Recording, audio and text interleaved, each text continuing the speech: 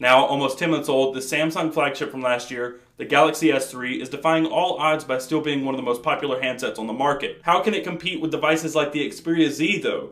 I'm Taylor Martin, this is Pocket Now, and this is the Sony Xperia Z versus the Samsung Galaxy S3.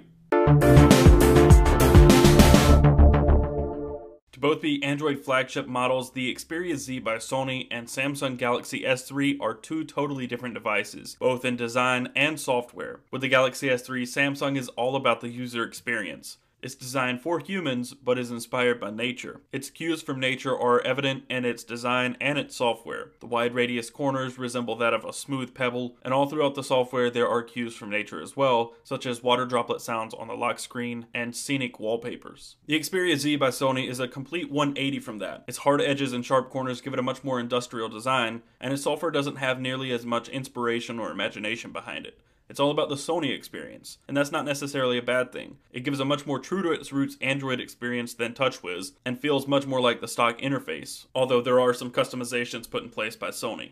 For anyone looking for a one-handed phone, the Samsung Galaxy S3 is the better of these two. Its rounded back and slightly tapered edges make it slide to the center of your palm, and it sits comfortably there. It's notably smaller than the Xperia Z, and its button layout makes it easy to use either left or right-handed. The power button, if you're right-handed, sits right below your thumb, and your volume rocker sits below your index and middle finger. If you're left-handed, the volume rocker sits right where your thumb should sit, and the power button is either under your index finger or middle finger.